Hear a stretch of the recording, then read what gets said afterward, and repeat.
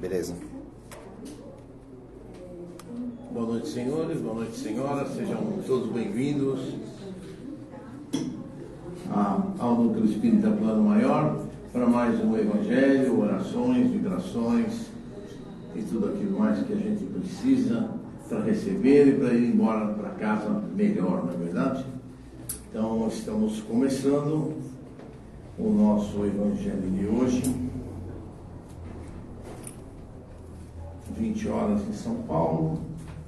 Estamos também, além de presencial, estamos no Facebook, fazendo a nossa live.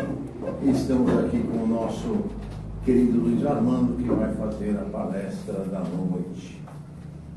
Só lembrando a vocês, a semana que vem é 15 de novembro, na quarta-feira, é feriado, e nós não teremos trabalho na casa, a casa vai ficar fechada. No entanto, para aqueles que quiserem, nós teremos a live no Facebook do Núcleo Espírita Plano Maior, às 8 horas da noite. O nosso André Luiz e o Thales vão fazer as orações e vibrações e palestra para aqueles que quiserem assistir, tá bom? Então, só lembrando, semana que vem não teremos trabalho, em função do feriado, obviamente. E vamos então elevar o nosso pensamento a Jesus, o nosso Divino Mestre, pedir a Ele que nos abençoe, que nos traga suas bênçãos e que permita aos seus mensageiros celestiais estarem aqui conosco, iluminando e protegendo a nossa casa, assim como as correntes do Dr. Bezerra, Dr. Alberto Seabra, corrente azul, possam trazer os fluidos de cura físico, emocional, espiritual, que cada um de nós precisa, que cada um de nós necessita. E nós mentalizamos Jesus, elevando o nosso pensamento, aumentando o nosso padrão vibratório, com o objetivo de alcançar todas essas bênçãos, com o objetivo de estar desde este momento preparados para recebermos tudo o que foi nos trazido pelos irmãos do plano espiritual desde as primeiras horas da manhã. Eles já trabalharam, já trouxeram equipamentos, trouxeram os remédios, os fluidos necessários para cada um de nós. E agora nós vamos receber. Importante a nossa concentração, desligarmos os nossos celulares e buscarmos no final o nosso Mestre Jesus. Que Deus Pai nos abençoe, que Deus Pai nos ilumine agora e sempre.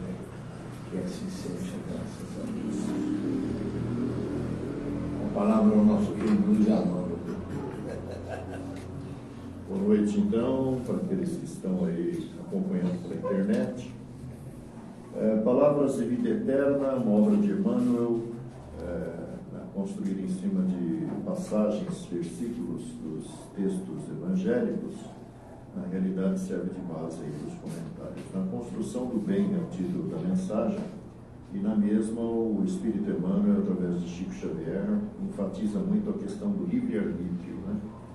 E através da proposta espírita, que nasce lá no século XIX, meados, 6 anos depois que estabeleceu-se o primeiro código de comunicação entre o mundo visível e invisível, através de duas americanas, numa cidade próxima a Nova York, chamada Hyattsville, Margaret e Catherine, na realidade, certamente intuitivamente, estabeleceram uma espécie de código Morse lá entre elas e alguém ou alguma coisa que produzia ruídos na casa onde seus pais haviam se mudado, e na realidade eram provocados por uma entidade espiritual que estava, cujo corpo estava sepultado no porão daquela casa, porque os anteriores ocupantes da mesma haviam eliminado um caixeiro viajante, que era a forma pela qual estabelecia-se o comércio entre as diferentes localidades, os diferentes vilarejos, né? Já que não existiam assim grandes estabelecimentos comerciais como hoje há, né?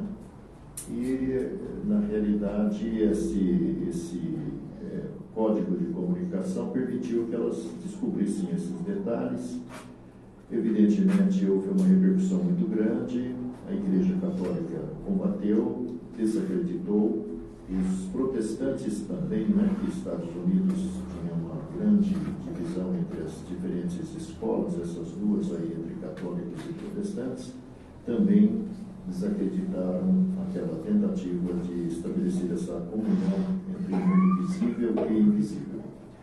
Enquanto isso, na Europa, principalmente na Inglaterra e nos demais países, já havia também várias manifestações de espíritos, e isso certamente encontra explicação no prefácio do Evangelho segundo o Espiritismo, que é um livro que vai surgir em 1864, e na realidade, nessa obra, lá no prefácio, Allan Kardec reproduz um pedacinho de uma mensagem espiritual, onde o Espírito da Verdade diz que os Espíritos do Senhor, como um grande exército, espalhavam-se sobre toda a terra para colocar de maneira clara aquilo que estava obscuro. Não é? E essa afirmação, ela certamente encontra correspondência no capítulo 14 do Evangelho de São João, onde, poucas horas antes de ser preso, Jesus saía de uma espécie de uma cantina ali com seus seguidores e já tinham ficado um tanto quanto assim, sem entender. Desde manhã, Jesus mostrava-se um tanto quanto intranquilo. Havia, em algum momento daquele dia, se afastado com 3 dos seus discípulos, pediram para que os demais aguardassem um pouco antes, e ali Jesus foi fazer as suas reflexões, as suas meditações, e em síntese ele pediu ao Pai que, se fosse possível, afastasse dele aquele cálice, porque ele já antevia o que vinha pela frente. Evidentemente, depois de fazer essa rogativa, ele volta lá para os 3 seguidores que haviam acompanhado ele até as imediações e descobre-os dormindo.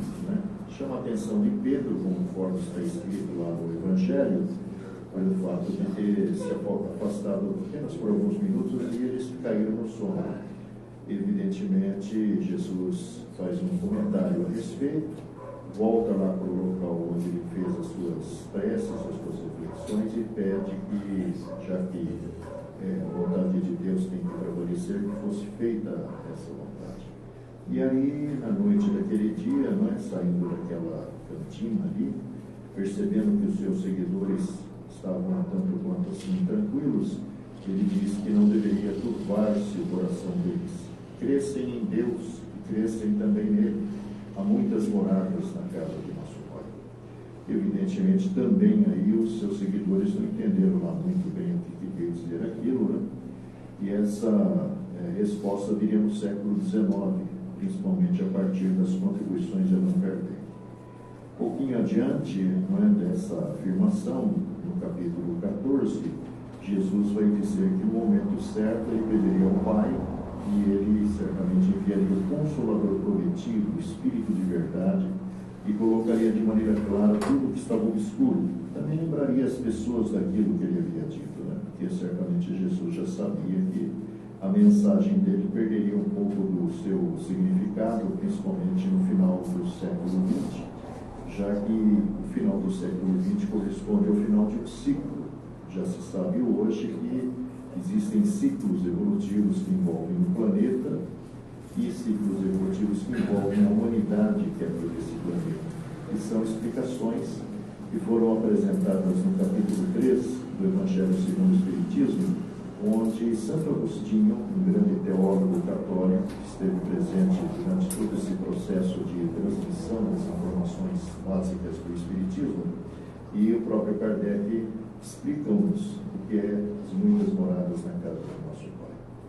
E os dois, na realidade, em várias mensagens e vários comentários, vão dizer que, na verdade, os planetas que compõem esse sistema no qual a Terra está inserida, na realidade, eles têm também uma classificação hipotética que vai do mundo primitivo ao mundo de expiação e provas, ao mundo de regeneração, ao mundo feliz, ao mundo superior.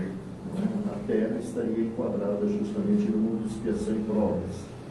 E para entender um pouco isso, nós temos que ir mais fundo na própria compreensão daquilo que os Espíritos trouxeram a Kardec, E vamos descobrir que hoje somos dotados do pensamento contínuo, somos bípedes, né? Mas essa estrutura através do qual nós nos manifestamos, ela é precedida de uma outra estrutura chamada corpo espiritual, que começa a se organizar muito tempo antes, né? Vamos avançar no tempo retroagindo e vamos descobrir na questão 607A do Livro dos Espíritos que nós, na realidade, somos o resultado de um processo que começa no reino mineral, passa pelo reino vegetal, passa pelo reino animal irracional, onde nós temos uma inteligência certamente irracional, né? E caminhamos para a condição de espíritos racionais, presos a uma situação que é considerada ou classificada como corrupção da humanidade ou dos seres humanos. Segundo a questão 607b do Livro dos Espíritos, aquela transição entre a animalidade racional e a animalidade racional, nós somos animais racionais, segundo a própria ciência, não se dá necessariamente na Terra. Nós somos removidos depois de alcançarmos um certo nível de evolução para outras moradas da casa do nosso Pai, e aqui, na realidade, nós observamos pelas informações do próprio Kardec, existem emigrações, imigrações e migrações de espíritos. No livro A Gênese, ele vai explicar isso, né, e vai dizer que existe cada uma dessas situações de raças. Nós passamos de uma raça para outra dentro do processo evolutivo. Existem as transferências de espíritos de países, transferências de espíritos de continentes, transferências de espíritos de mundos, uns pelos outros. Allan Kardec, nesse mesmo capítulo, no livro A Gênese, vai falar que em algum momento lá no passado chegaram aqui milhares de seres oriundos de um sistema chamado Capela, que está, na realidade, há 46 anos-luz aqui na Terra, e que, na realidade, tinha alcançado um nível de evolução que não permitia que alguns espíritos, ou melhor, milhares de espíritos ali permanecessem, já que foram refratários resistentes a esse processo evolutivo. Algo semelhante com o que estaria acontecendo com a Terra agora, né?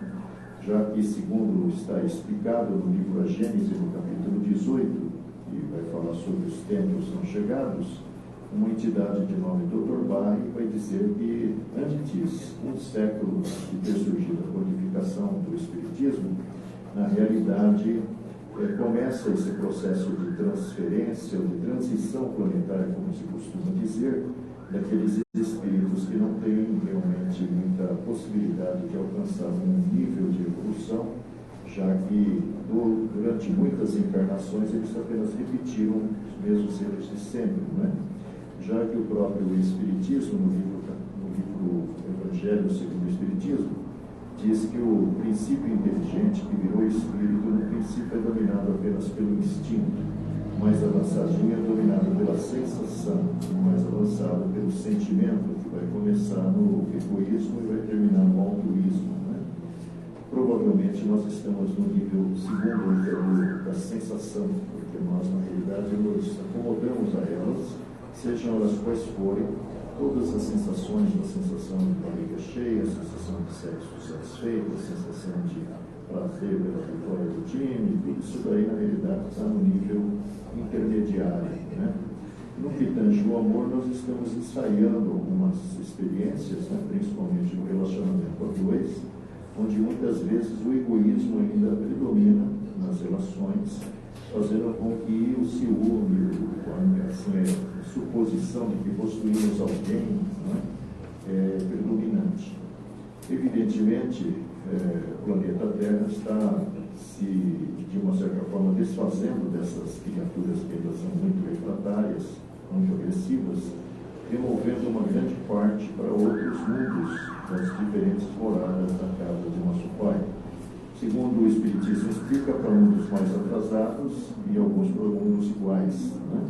Porque o convívio, o exemplo, a atitude daqueles que evidentemente chegam nos mundos mais atrasados acabará influenciando e repercutindo na ascensão desses espíritos que habitam esses planetas, assim como os exilados de Capela fizeram quando aqui chegaram, né? Em 1938, o espírito Emmanuel vai escrever um livro intitulado A Caminho da Luz, que na verdade é o segundo livro que ele constrói, e nesse livro ele vai falar um pouco mais sobre esses exilados de Capela, que teriam chegado aqui, sido, digamos, depois de adaptados às condições do planeta, fisicamente falando, eles foram distribuídos entre algumas regiões, uma das quais a região conhecida como Índia hoje, né?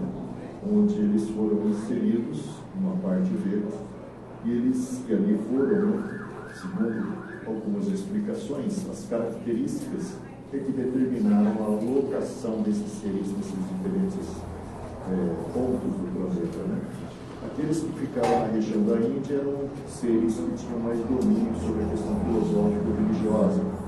E, evidentemente, todas as ideias que eles ali semearam acabaram sendo, de uma certa maneira, trazidas para o lado mais ocidental da Terra, segundo informa uma entidade chamada Mehet Miali, e numa revelação na Sociedade Espírita de Paris, vai informar que as informações dominadas pelos egípcios, do outro lado, provavelmente, da região onde estavam os hindus, eles foram conhecimentos que saíram também da Índia. O grande erro daqueles que lá estiveram foi sustentar um erro que nós tínhamos certamente no país de origem, ou no planeta de origem, era estabelecer uma diferença entre castas e párias, que é uma realidade que ainda hoje domina o comportamento social dos hindus. Existem determinadas camadas da sociedade que acham-se inferiores aos demais e se atrevem muitas vezes a afrontar aqueles que estão numa situação mais avançada. Um outro grupo foi para a região conhecida como Egito, que ainda era uma região muito inóspita, né? E ali eles acabaram construindo aqueles edifícios enormes que a gente conhece como pirâmides, que tem mais de 163 metros de altura, e na realidade escondendo dentro dos seus corredores, dos seus túneis internos, muitos mistérios que até hoje não conseguiram ser decifrados, principalmente a partir das inscrições que estão nas paredes daquelas pirâmides, contrastando com os casebres dos nativos da terra que estão ali ainda hoje, né? Existe uma grande diferença entre aquilo que ficou ali e aquilo que ainda é, socialmente falando. E outro grupo ficou no sul daquilo que nós vamos conhecer no futuro, que agora já é passado, como Europa. Parece que eles, uns 4.000 anos, 5.000 anos, deram origem a uma raça conhecidas como os Anunnakis, né? Que eram seres assim de 1,40 m de altura para cima e que depois desapareceram. Por fim, o grupo que ficou entre os hebreus, que equivocadamente se consideram, ou se consideravam, pelo menos nesse aspecto, um povo escolhido. Ele realmente foi um povo escolhido pela possibilidade de fixar mais rapidamente a ideia do monoteísmo, porque era o que prevalecia na época, né? Os politeístas, vários deuses. Mas eles acabaram tropeçando nos próprios equívocos, né? E acham que eles eram realmente superiores aos demais. Ou seja, apenas repetiram os mesmos erros que já carregavam do sistema de Capela para cá, né? Então, na realidade, quando aquelas duas meninas lá estabeleceram aquele código de comunicação, abriram caminho para que, 6 anos depois, na França, um professor de nome Denizade Rivaio iniciasse o processo também de comunicação. Depois de resistir muito, ele começa a participar de reuniões, a princípio, na casa da senhora Flane Moson, como ele mesmo conta no livro Obras Póstumas, no diário que deixou para nós, e também depois na casa do senhor Botan, onde, através de duas meninas também, Caterine e Jolie, não é?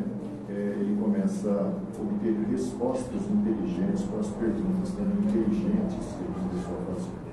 Isso vai resultar algum tempo depois, praticamente 2 anos depois, na publicação do Livro dos Espíritos, que é a volta básica da proposta espírita, que a princípio tinha só 501 perguntas e respostas. E na noite de 18 de abril de 1857, no apartamento onde ele vivia com a sua esposa, Dona Maria do Poder, ele vai fazer uma reunião com a presença de todos aqueles que ajudaram a fazer aquilo acontecer, principalmente os Botan, não é? Ele vai conhecer ali uma médium chamada Hermance Dufour, e essa médium, a partir dali, vai começar a ser útil também na obtenção de informações do plano espiritual. A Hermance Dufour ficou famosa recentemente, que começou a manifestar-se através de um médium lá de Belo Horizonte, o André de Oliveira, que escreveu uns 4, 5 livros que são muito interessantes. Mas a Hermance Dufour era uma médium muito tempo antes do Espiritismo aparecer na história, né? Ela era médium e ajudou a Joana d'Arc, que foi uma importante personagem da história da França, a escrever um livro meio que autobiográfico e que depois vai ser analisado por um filósofo espírita chamado Leon Denis. Há uns tempos atrás, aí, o cinema reproduziu várias películas, vários filmes, né? Apresentando a história de Joana d'Arc, que é um mistério para a maior parte, né? Como foi uma menina de 16 para 17 anos, consegue sair de um burgo chamado Orleans, que era uma cidadezinha pequena, e sob orientação de dois santos, né? O São Miguel e o nosso irmã Santa Clara, ir até justamente o rei da ocasião, convencê-lo a permitir que ela assumisse o comando do exército francês contra os ingleses, porque politicamente já estava mais ou menos acertado a França se tornar uma colônia inglesa, né?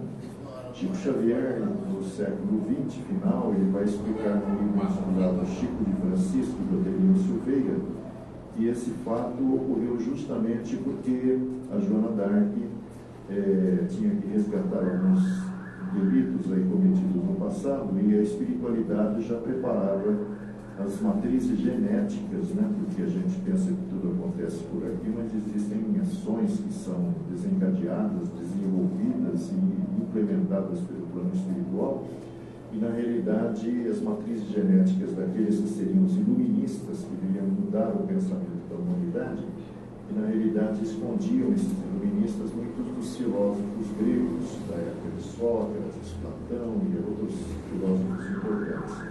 E na realidade, se a França se tornasse colônia inglesa, nada daquilo que o plano espiritual pretendia seria alcançado.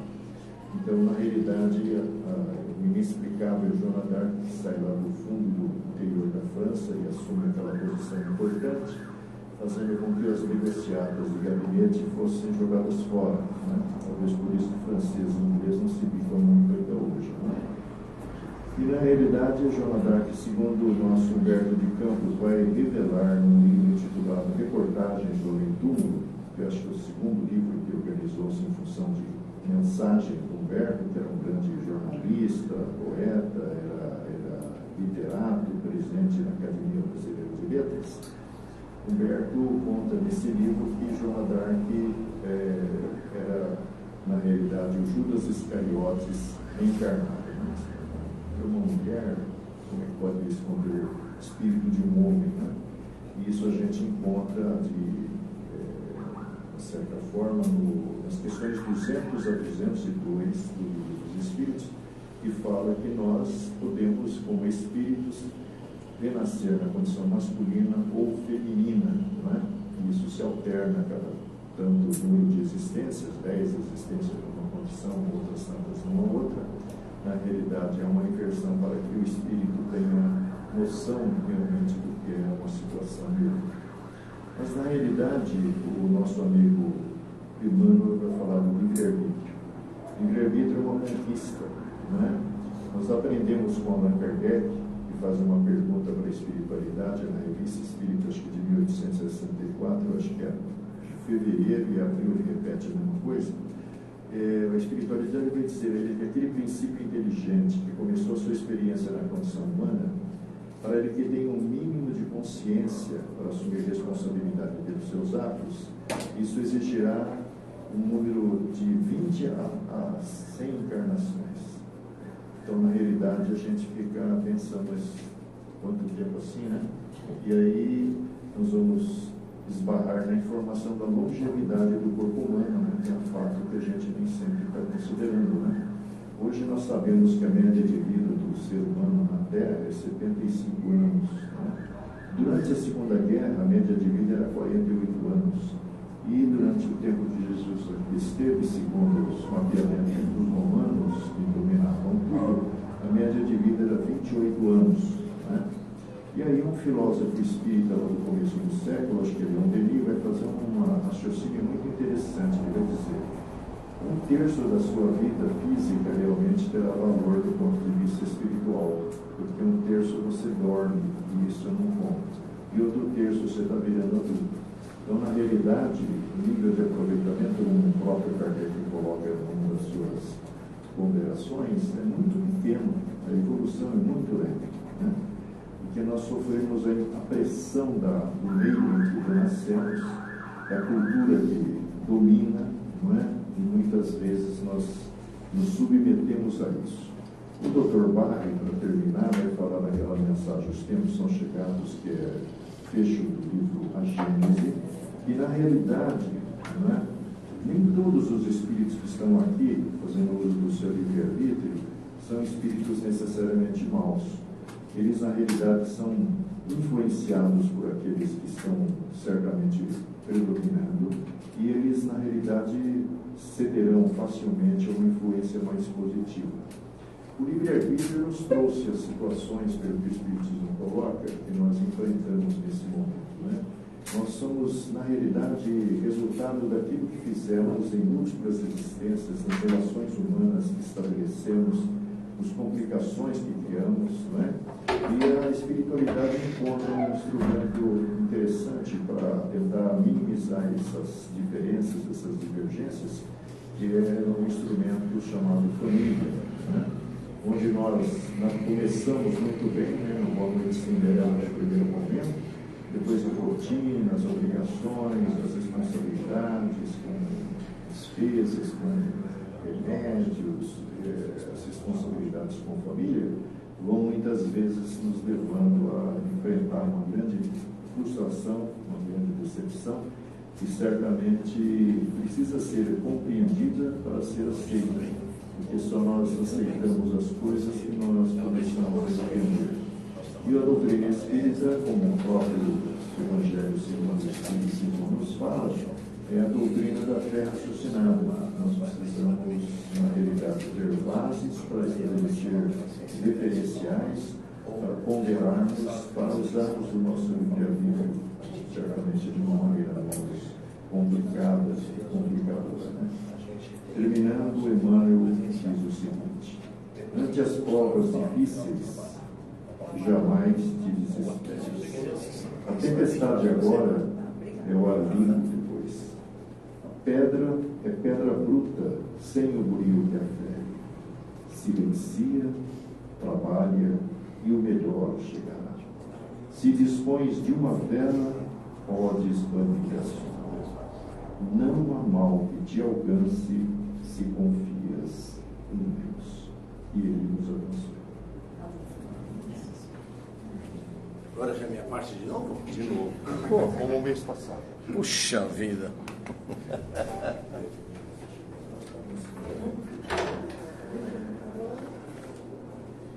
Então vamos lá, pessoal.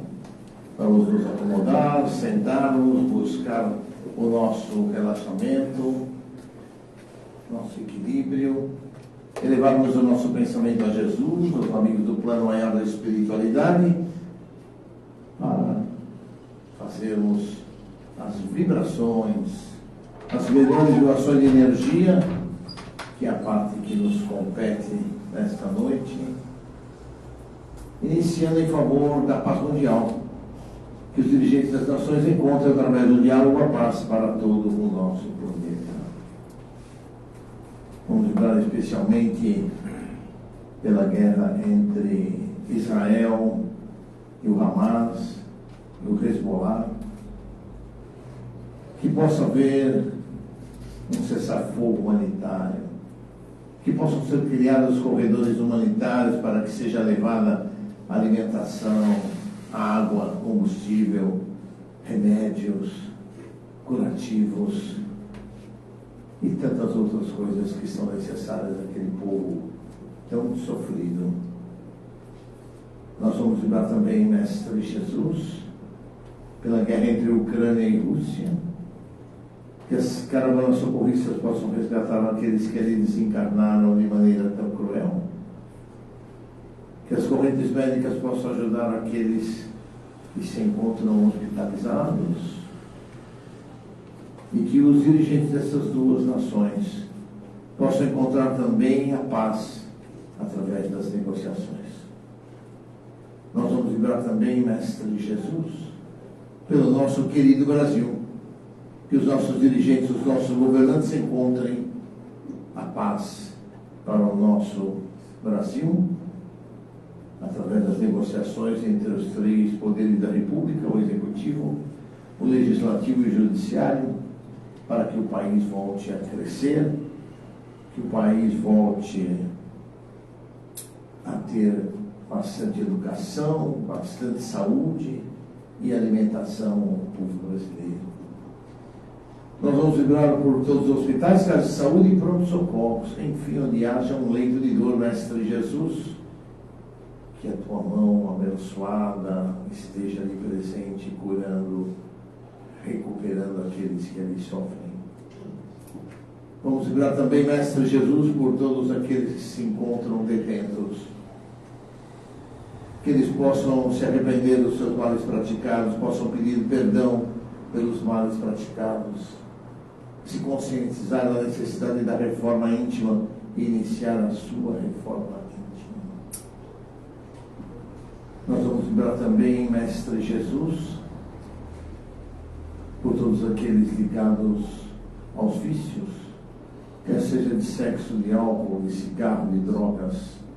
Mestre Jesus, que o teu Evangelho, que os teus exemplos sejam o norte para cada um desses irmãos. Que eles possam se livrar dos seus vícios e seguir um novo caminho de evolução no mundo espiritual. Nós vamos vibrar também por todos aqueles que se encontram nas creches, nos orfanatos, nos asilos, pela juventude desajustada, pela velhice desamparada. Que o teu exemplo, Mestre Jesus, seja o rumo para cada um desses irmãos seguir a sua vida evoluindo, crescendo espiritualmente. Vamos vibrar também por todos aqueles que se encontram no umbral, no Vale das Trevas, Vale dos Suicidas. Recebam esses irmãos as bênçãos das caravanas socorristas a resgatá-los, a ajudá-los. Que eles possam honesta e sinceramente se arrepender dos males que praticaram. Que eles possam honesta e sinceramente pedir perdão aos seus cobradores, a quem eles devem, aos seus desafetos, para poderem seguir uma nova caminhada rumo à seara bendita do Mestre Jesus. Vibremos pela paz entre todas as religiões. Vibremos por todos os lados em desarmonia. Que a tua luz ali se faça presente, Mestre Jesus, em cada um desses lares, levando a esses lares a luz, o amor, retirando dali irmãozinhos que tentem levar a discórdia, e que possa haver paz nesses lares. Vibremos também por todos os desaparecidos, crianças, jovens e adultos. Mestre Jesus, que todos esses irmãos possam ser achados, encontrados, resgatados, levados ao seio de suas famílias. Nós vamos vibrar também por todos os nossos cobradores, os nossos desafetos, que nós possamos pedir perdão a eles, nos arrependendo dos males que praticamos contra eles, e pedir que os nossos guias espirituais possam levar até eles esse nosso arrependimento, esse nosso pedido de perdão.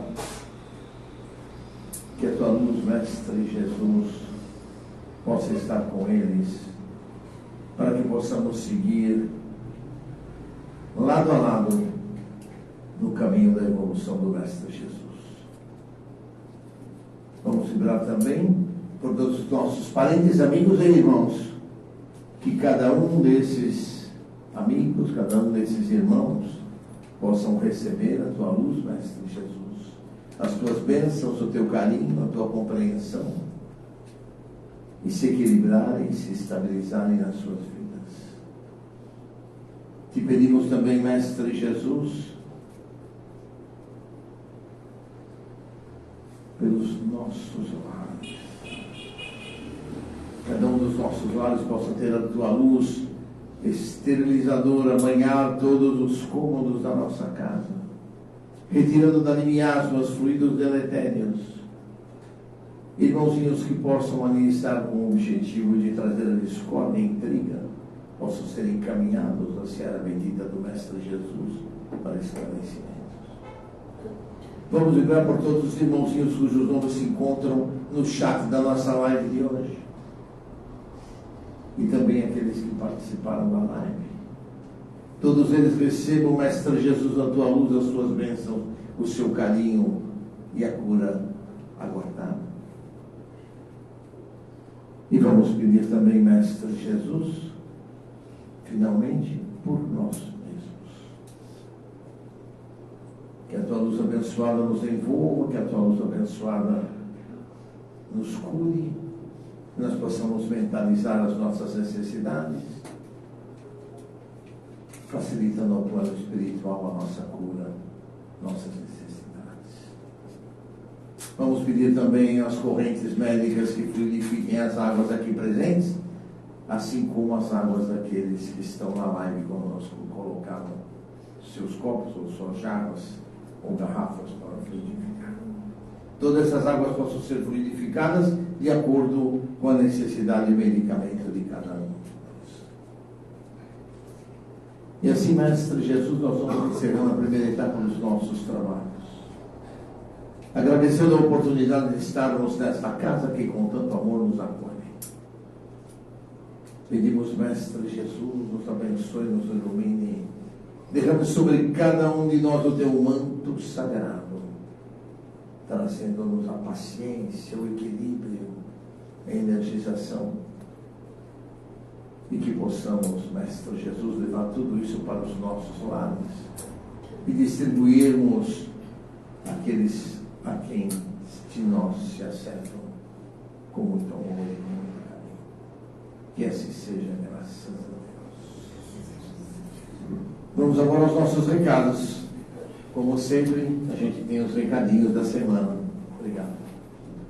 Nós, esse mês, vamos ter que distribuir 2 cestas básicas aos nossos assistidos, porque os nossos trabalhos vão até 12 de dezembro, né?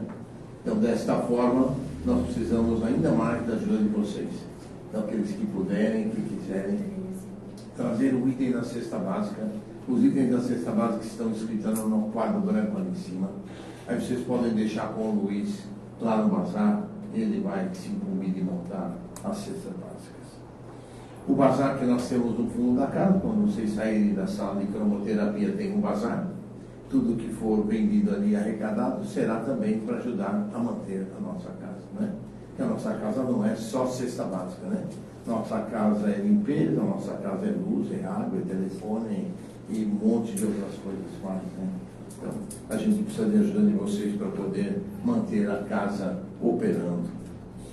Nós temos o curso básico, aqueles que se interessarem, agora já está quase no finzinho do ano, mas aqueles que se interessarem, nas terças-feiras nós temos o curso básico com o professor Carlos nessa sala, terças-feiras, 8 horas da noite.